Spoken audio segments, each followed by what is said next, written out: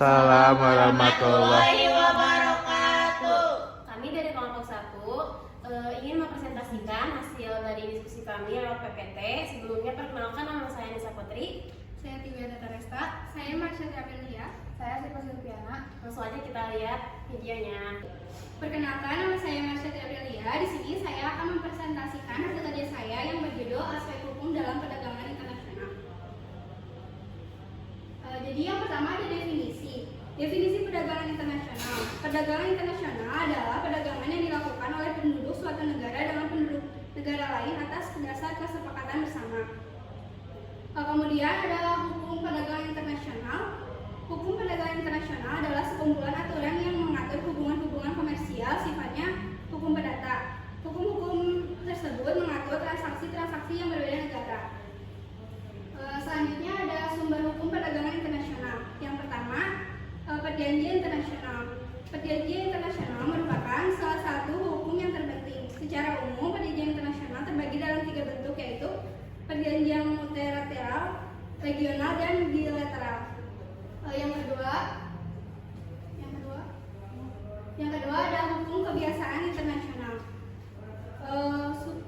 Merupakan sumber hukum perdagangan internasional yang pertama, karena perdagangan internasional lahir justru adanya praktik-praktik para pedagang yang dilakukan berulang-ulang, sehingga kebiasaan yang berulang-ulang menjadi meningkat. Kemudian yang ketiga, ada prinsip hukum umum atau general contract law. Dalam KUH Perdata juga merupakan salah satu dasar hukum bagi suatu kontrak yang bersifat umum.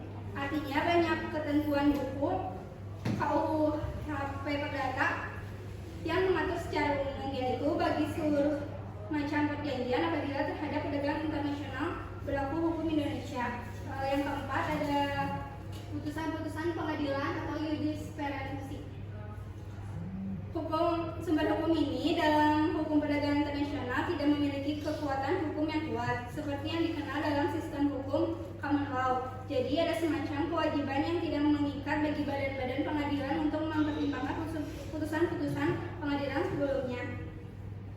Selanjutnya ada aspek hukum dalam kontrak perdagangan internasional.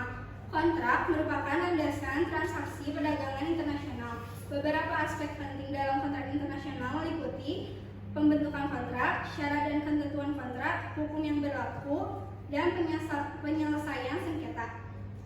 Kemudian ada hukum organisasi perdagangan dunia atau WTO. WTO merupakan organisasi internasional yang mengatur perdagangan antar negara. Beberapa prinsip utama WTO yaitu yang pertama, prinsip non-diskriminasi, perlakuan yang sama terhadap semua negara. Yang kedua, ada pengurangan hambatan perdagangan melalui negosiasi untuk menurunkan tarif dan hambatan non-tarif. Yang ketiga, ada predictabilitas, kepastian dan stabilitas dalam peraturan perdagangannya. Kemudian aspek hukum lainnya, yang pertama ada hukum kepabeanan atau custom law. Hukum kepabeanan mengatur segala hal yang berkaitan dengan lalu lintas barang melintasi batas negara.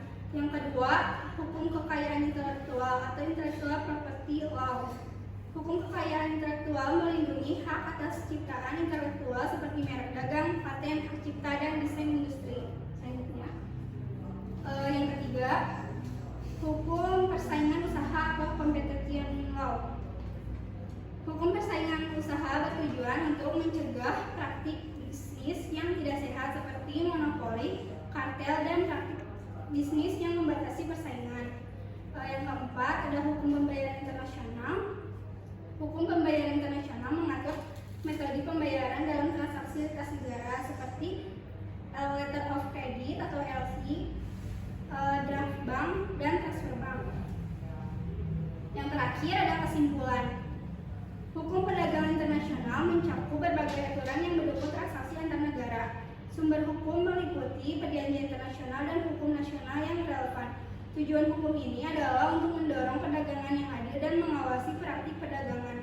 Kebijakan pemerintah berperan penting dalam mengatur aspek-aspek perdagangan internasional termasuk tarif, kuota, dan perjanjian dagang.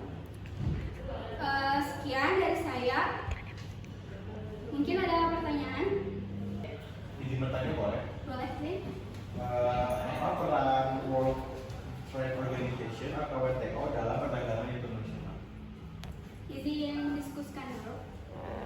Izin menjawab pertanyaan dari Zen. Jadi WTO berfungsi sebagai organisasi yang mengatur dan memfasilitasi perdagangan internasional. Tugas utama WTO yaitu menyediakan forum untuk negosiasi perdagangan, mengawasi pelaksanaan perjanjian perdagangan, menyelesaikan sengketa perdagangan antar negara anggota, mendorong transparansi dan kepatuhan terhadap aturan perdagangan internasional. Mungkin segitu. Jawab, Zen. Ya, terima kasih. Sekian dari saya. Wassalamualaikum warahmatullahi wabarakatuh. Perkenalkan, nama saya Nisa Putri. Di sini saya akan mempresentasikan hasil PPT saya yang berjudul Aspek Hukum dalam Perdagangan Internasional. Di sini ada pendahuluannya.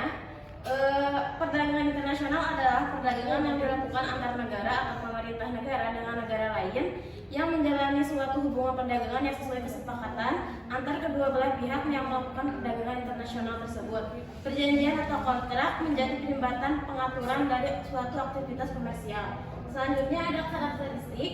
Yang pertama ada transaksi sukarela. Artinya perdagangan internasional didasarkan pada kehendak sukarela dari masing-masing negara. Adapun yang kedua yaitu perjanjian atau kontrak. Artinya setiap transaksi seringkali diatur melalui perjanjian yang menjadi hal landasan hukum kegiatan komersial. Yang ketiga ada perkembangan pesat. Artinya kegiatan bisnis internasional semakin meningkat terlihat dari arus barang, jasa, modal, dan tenaga kerja yang melintasi batas negara. Selanjutnya ada kegiatan ekonomi. Proses terjadinya transaksi perdagangan internasional dibangun atas dasar kepercayaan yang tinggi atau trust karena melibatkan institusi lintas negara. Pembeli dan penjual harus mempertimbangkan faktor-faktor yang dapat menghambat perdagangan seperti perbedaan hukum dagang di masing-masing negara, perbedaan profil atau track record mitra dagang, dan banyak lagi faktor-faktor lainnya. Tingkat risiko bisnis yang harus kita tanggung jauh lebih besar dibandingkan dengan kegiatan perdagangan domestik. Selanjutnya ada hukum perdagangan internasional. Yang pertama ada definisi menurut Schaeffer, Erle, dan Agusti 2016, hukum perdagangan internasional mencakup aturan yang mengatur transaksi lintas batas, termasuk hukum kontrak, hukum kepemilikan, dan hukum penyelesaian sengketa. Adapun ruangan lingkupnya, aspek hukum perjanjian internasional dalam ekspor dan impor barang di Indonesia diatur oleh Kitab Undang-Undang Hukum Perdata (KUHP Perdata), serta prinsip-prinsip hukum internasional seperti yang tercantum dalam Konvensi Wina 1986 dan UNIDROIT. Selanjutnya ada perjanjian internasional. Di sini ada dua contoh. Yang pertama ada WTO, World Trade Organization. WTO berfungsi untuk memfasilitasi negosiasi perdagangan, menyelesaikan sengketa perdagangan, dan memberikan kerangka kerja bagi negara-negara untuk melakukan perdagangan secara lebih adil dan terbuka. Yang kedua ada GATT, General Agreement on Tariffs on Trade, yang artinya bagi masyarakat dunia GATT dibentuk dengan tujuan lainnya. Yang pertama yaitu memperluas produksi dan pertukaran barang dalam perdagangan internasional. Yang kedua meningkatkan peluang atau kesempatan kerja. Yang selanjutnya ada mekanisme pembayaran. Jaminan kelancaran pembayaran dalam transaksi internasional melalui letter of credit atau LC didasarkan pada sistem yang terintegratif dan memiliki tahapan-tahapan yang ketat. Dasar hukum LC ditandatangani oleh dua bank, yaitu bank pembeli dan bank penjual. Ini memberikan kekuatan legal yang tinggi dan memastikan bahwa hak-hak kedua belah pihak terjamin. Selanjutnya ada kesimpulan. Jadi kesimpulan di sini adalah hukum perdagangan internasional merupakan kerangka aturan yang mengatur transaksi komersial antara negara-negara dengan fokus pada hubungan perdata. Aspek hukum ini penting untuk memastikan bahwa perdagangan lintas batas berlangsung secara teratur dan adil, serta untuk mencegah praktik ilegal. Dengan demikian, hukum perdagangan internasional berperan penting dalam menciptakan lingkungan bisnis yang stabil dan berkeadilan di tingkat global. Sekian dari saya. Mungkin ada yang bertanya? Saya akan bertanya kepada apa saja hukum internasional yang berlaku dalam perdagangan internasional. Oke, terima kasih Adel. Izin menjawab dari pertanyaan dari Adel. Pertanyaannya, hukum internasional apa saja hukum internasional yang berlaku dalam perdagangan internasional? Yang pertama sudah disebutkan saya tadi. Yang pertama ada GATT, terus ada WTO, dan yang lainnya ada perjanjian bilateral dan multilateral, hukum investasi internasional, konvensi internasional tentang kontrak untuk penjualan barang (CISG), dan hukum anti dumping dan subsidi. Bagaimana Adel? Sudah cukup. Terima kasih. Mungkin sekian dari saya. Assalamualaikum warahmatullahi wabarakatuh. Waalaikumsalam warahmatullahi wabarakatuh. Saya Sinta Silviana akan mempresentasikan hasil kerja saya.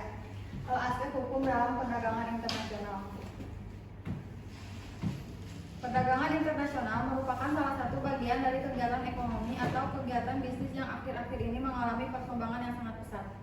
Perhatian dunia usaha terhadap kegiatan bisnis internasional juga semakin meningkat.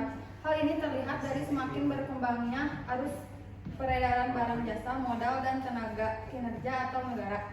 Kegiatan bisnis dapat terjadi melalui hubungan ekspor, impor, investasi, perdagangan jasa, lisensi dan waralaba, lisensi and clients, hak atas kekayaan intelektual atau kegiatan-kegiatan bisnis lainnya yang terkait dengan perdagangan internasional seperti perbankan, asuransi, perpajakan, dan sebagainya.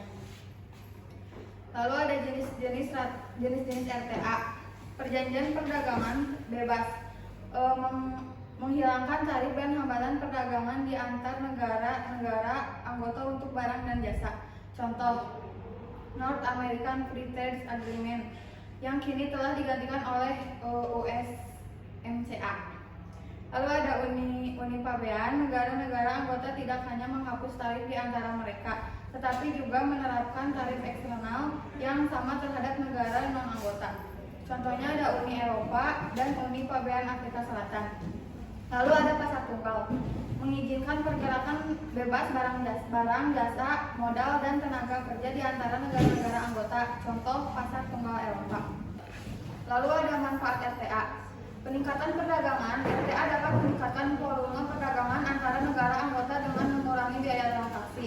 Lalu ada daya saing, negara-negara anggota dapat meningkatkan daya saing mereka di pasar global dengan memanfaatkan keunggulan komparatif masing-masing.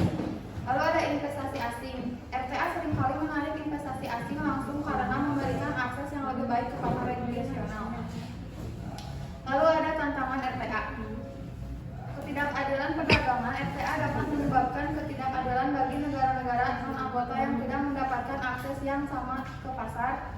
Lalu ada kompleksasi regulasi. Berbagai peraturan dan standar yang berbeda dapat menciptakan kompleksitas bagi perusahaan yang beroperasi di beberapa negara anggota. Lalu ada risiko ketergantungan. Negara-negara kecil mungkin menjadi terlalu bergantung pada dasar regional, mengabaikan peluang global. Sumber hukum perdagangan internasional. Sumber hukum perdagangan internasional merupakan poin penting karena dari situlah kita dapat menemukan hukum untuk dapat diterapkan kepada suatu fakta dalam perdagangan internasional.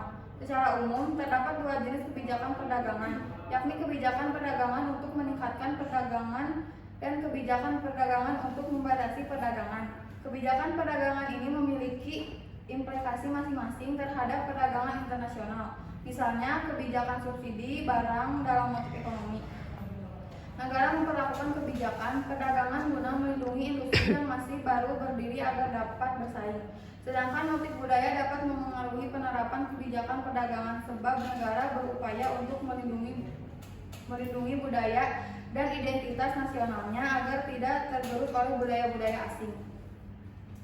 Dan budaya populer yang inheren berada dalam produk asing yang diimpor dapat membuat tingkat daya saing produk domestik di pasar internasional meningkat akibat aliran dana bantuan dari pemerintah. Lalu ada perkembangan hukum perdagangan internasional.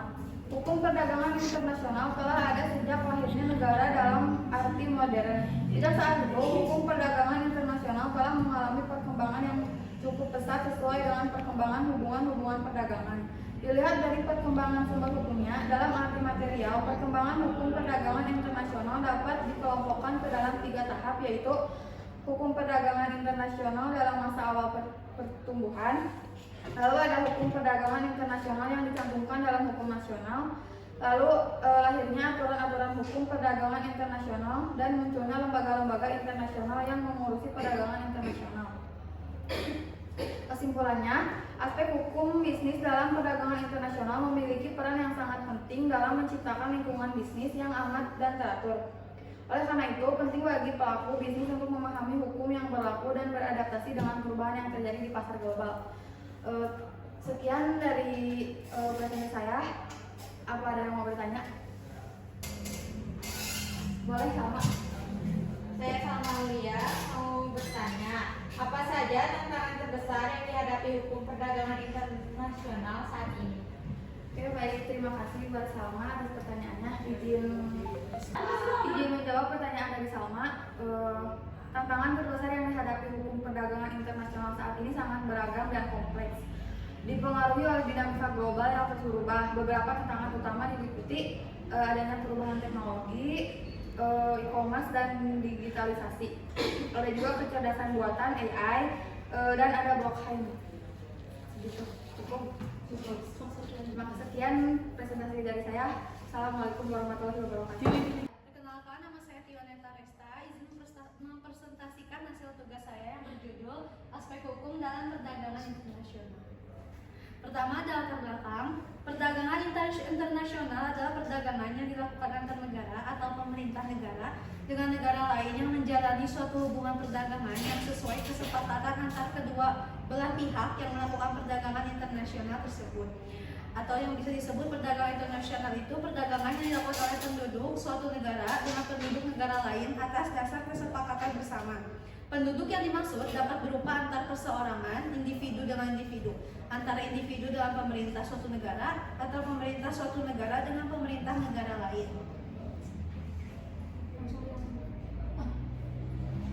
Selanjutnya, ada prinsip-prinsip dasar hukum perdagangan internasional. Yang pertama, ada prinsip dasar kebebasan berkontrak. Setiap sistem hukum dalam hukum berdagang mengakui kebebasan para pihak untuk membuat kontrak-kontrak dagang internasional. Yang kedua, ada prinsip dasar Pacta Sunt Servanda. Prinsip Pacta Sunt Servanda adalah prinsip yang mensyaratkan bahwa kesepakatan atau kontrak yang telah ditandatangani harus dilaksanakan dengan sebaik-baiknya. Selanjutnya, yang ketiga, ada prinsip dasar penyelesaian sengketa melalui arbitrase. Arbitrase dalam perdagangan internasional adalah merupakan forum penyelesaian sengketa yang umum digunakan. Klausul arbitrase sudah semakin banyak dicantumkan dalam kontrak-kontrak dagang. Selanjutnya ada sumber hukum dalam perdagangan internasional. Yang pertama ada perjanjian internasional. Perjanjian internasional merupakan salah satu sumber hukum yang terpenting. Secara umum, perjanjian internasional terbagi ke dalam 3 bentuk, yaitu perjanjian multilateral, regional, dan bilateral. Yang kedua, prinsip-prinsip hukum umum. Sumber hukum ini akan mulai berfungsi ketika hukum perjanjian dan hukum kebiasaan internasional tidak memberi jawaban atas suatu persoalan. Beberapa contoh dari prinsip-prinsip hukum umum ini antara lain prinsip iktikat baik, prinsip Pacta Sunt Servanda, dan prinsip ganti rugi. Selanjutnya, yang ketiga ada putusan-putusan badan pengadilan dan doktrin. Sumber hukum ini dalam hukum perdagangan internasional tidak memiliki kekuatan hukum yang kuat, seperti yang dikenal dalam sistem hukum common law. Jadi ada semacam kewajiban yang tidak mengikat bagi badan-badan pengadilan untuk mempertimbangkan putusan-putusan pengadilan sebelumnya. Selanjutnya ada perkembangan perdagangan internasional. Hukum perdagangan internasional telah ada sejak lahirnya negara dalam arti modern.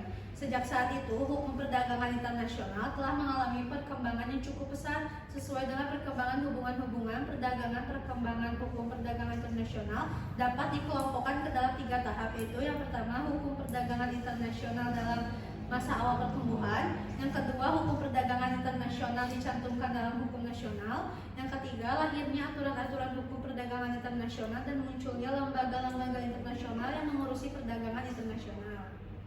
Selanjutnya ada sebab-sebab timbulnya perdagangan internasional. Yang pertama ada perbedaan jumlah penduduk dalam perbandingan luas tanah. Yang kedua, perbedaan kekayaan alam yang dimiliki. Yang ketiga, perbedaan tingkat kecerdasan dan keperadaban bangsanya. Keempat, perbedaan iklim dan keadaan alam. Yang kelima, perbedaan ilmu pengetahuan dan teknologi yang dikuasai. Terakhir, perbedaan politik, sosial, dan budaya.